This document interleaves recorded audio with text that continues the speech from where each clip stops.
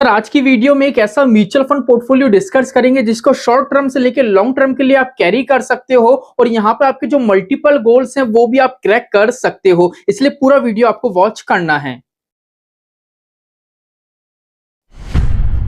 नमस्कार दोस्तों, जय श्री श्याम। जैसा कि आपने थंबनेल देखा है, आज की वीडियो में हम डिस्कस करेंगे एक म्यूचुअल फंड पोर्टफोलियो जिससे मल्टीपल गोल्स हम फ्यूचर में क्रैक कर सकते हैं, अचीव कर सकते हैं। और यहाँ पे हम बात करेंगे कि हमारा जो पोर्टफोलियो रहेगा उसको हम शॉर्ट टर्म के लिए भी कैरी कर सकते हैं, लॉन्ग टर्म के लिए भी कैरी कर सकते हैं और स्मॉल कैप फंड्स भी वहां पे आपको देखने को मिलेंगे। इसलिए डिटेल में वीडियो होने वाला है, पूरा वीडियो वॉच करना, बिल्कुल भी स्किप मत करना, क्योंकि यहाँ पे हम जो प्लानिंग कर रहे हैं वो है म्यूचुअल फंड प्लान ABC। अभी तक का देखे तो YouTube पे ऐसा वीडियो नहीं है, इकलौता हमारा ये पहला वीडियो है। तो चलिए शुरू करते हैं आज की हमारी वीडियो को। तो सिंपली सर आप ये सोच रहे होंगे कि सर आपने जो बोला है म्यूचुअल फंड का ABC, इसका मतलब क्या है। अब यहाँ पे क्या होता है, देखो अभी आपकी जो भी उम्र हो, जैसे मैं मान के चलता हूँ फॉर एग्जांपल आज की डेट में आपकी जो उम्र है 26 ईयर्स की है, आपकी उम्र 26 साल की है और ये मान के चलते हैं आप मार्केट से जो रिस्क ले सकते हैं, काफी हाई रिस्क आप मार्केट से ले सकते हैं। तो उस अकॉर्डिंग हम जो पोर्टफोलियो डिसाइड करेंगे, हमारा क्रिएट करेंगे, वो कुछ इस तरीके का होगा। यहाँ पे ए का मतलब ये है, यहाँ पे हम एक फंड रहेंगे और एक फंड ऐसा लेंगे जो हमारा रहेगा रिटायरमेंट के लिए। ठीक है, पहले ABC का मतलब समझ लो, फिर हम आप फंड पे भी डिस्कस करेंगे। अब बी का मतलब क्या होता है, अगर ABCD में बी की पोजीशन देखें तो सेकंड नंबर पे आती है और यहाँ पे आपको बी के हिसाब से इसकी पोजीशन के अकॉर्डिंग 2 फंड हमको कैरी करने हैं। सी के अकॉर्डिंग कितने फंड कैरी करने हैं हमको, 3 फंड। अब टोटल हमारे पोर्टफोलियो में जो फंड होंगे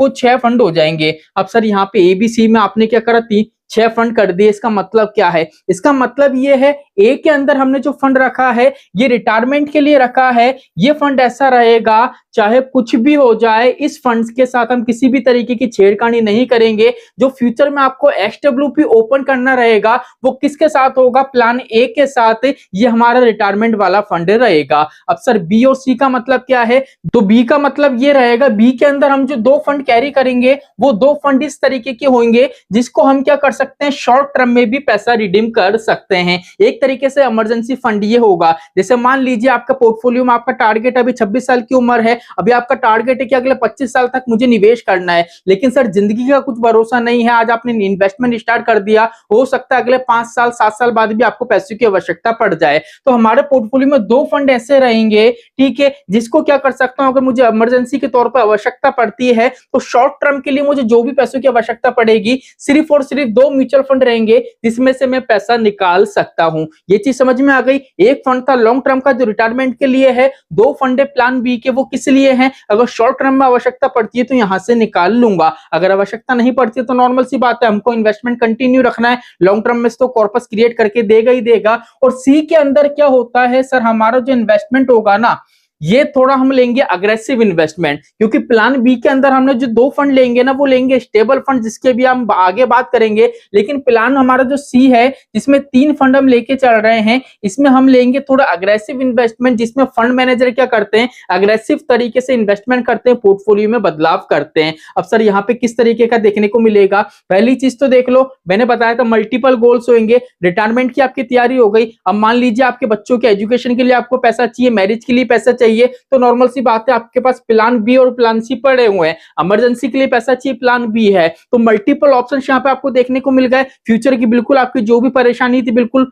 एक तरीके से सॉल्व हो गई, क्योंकि प्लानिंग आज की डेट में हमारी क्लियर हो गई। अब सर फंड का सिलेक्शन कैसे होगा ये भी सुन लीजिए। फंड सिलेक्शन की बात करें तो प्लान ए जो हमारे रिटायरमेंट के लिए था, तो नॉर्मल सी बात है रिटायरमेंट को आज से हमको 25-26 साल है, तो यहाँ पे हम जो फंड सिलेक्ट करेंगे ना वो ऐसा फंड सिलेक्ट करेंगे जिसका AUM कम हो और मार्केट में जो फंड अभी हाल ही में लॉन्च हुआ, जिसको ज्यादा टाइम नहीं हुआ है, 1 साल 1.5 साल 2 साल हुआ हो। जैसे बात करें मीरा एसेट्स स्मॉल कैप हो गया, हमको सर नया फंड ही क्यों लेना है, पुराना फंड क्यों नहीं लेना है, क्योंकि यहाँ पे क्या है, हमारा टारगेट लॉन्ग टर्म का है। जितना हम नया फंड लेंगे उसका AUM कम होगा, किसी भी फंड का एयूएम कम होता है तो नॉर्मल सी बात है, जब कोई फंड मार्केट में नया आता है ना तो फंड मैनेजर वहां पे एफर्ट लगाते हैं, तो फ्यूचर में जाके क्या है वो अच्छा खासा कॉर्पस आपको क्रिएट करके देता है। इसलिए यहाँ पे क्या करना है, आपको ऐसा फंड लेना है जिसका एयूएम कम हो और हाल ही में जो फंड मार्केट में आया हो, जैसे मीरा एसेट्स का स्मॉल कैप फंड हो गया। यहां तक की ये चीज क्लियर हो गई। अब सर प्लान बी की बात करें तो प्लान बी में हम क्या करेंगे,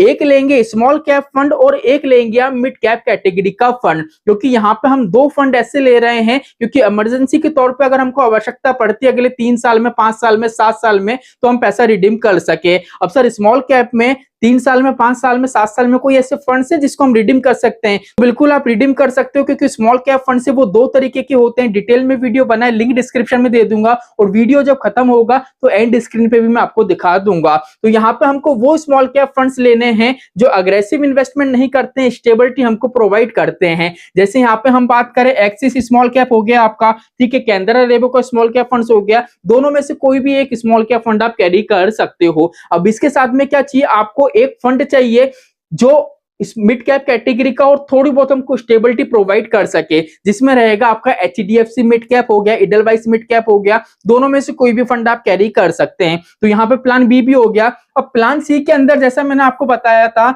यहाँ पे हमको कुछ ऐसे फंड चाहिए रहेंगे जो थोड़ा अग्रेसिव इन्वेस्टमेंट करें। वो कैसे होंगे, मीरा वाला हो गया, वो तो हमारे क्या था अग्रेसिव इन्वेस्टमेंट वाला है, लेकिन वो एक तरीके से रिटायरमेंट का है। प्लान बी का मैंने आपको एक स्मॉल कैप बताया, एक मिड कैप बताया। अब प्लान सी की अगर हम बात करें तो 3 यहाँ पे हमको फंड चाहिए रहेंगे, और यहाँ पे हम वो फंड लेंगे जिसमें क्या हो, थोड़ा अग्रेसिव इन्वेस्टमेंट हो, ठीक है। अब अग्रेसिव इन्वेस्टमेंट के तौर पे देखें तो सर हमारे पास ऑप्शन क्या निकल के आता है, पहला ऑप्शन हमारे पास निकल के आता है बंधन स्मॉल कैप का, ठीक है। सेकंड ऑप्शन की हम बात करें तो व्हाइट ऑक कैपिटल मिड कैप फंड, ये हमारे पास अच्छा ऑप्शन निकल के आता है। और थर्ड नंबर की अगर हम ऑप्शन पे बात करें तो तीसरे नंबर पे आप एचएसबीसी स्मॉल कैप हो गया या bank of India small cap हो गया, इन दोनों में से किसी भी एक फंड को कैरी कर सकते हो। अब यहाँ पे हमने जो पोर्टफोलियो बनाया है ना, इसमें मल्टीपल कैंची आपको देखने को मिलेगी, नए फंड के साथ पुराने फंड है, और ऐसे फंड है जिसको शॉर्ट टर्म के लिए भी कैरी कर सकते हैं और लॉन्ग टर्म के लिए भी कैरी कर सकते हैं। मल्टीपल गोल्स भी यहाँ पे आपको देखने को मिल रहे हैं। अब ये वीडियो कैसा लगा कमेंट करके जरूर बताना, और स्मॉल कैप फंड जो दो तरीके के होते हैं उस पर डिटेल वीडियो बनी है, यहाँ पे क्लिक करके आप वो वीडियो वॉच कर सकते हैं। तो चलिए आज के लिए इतना ही, मिलते हैं हमारी नेक्स्ट वीडियो में। जय श्री श्याम दोस्तों, जय श्री राधे।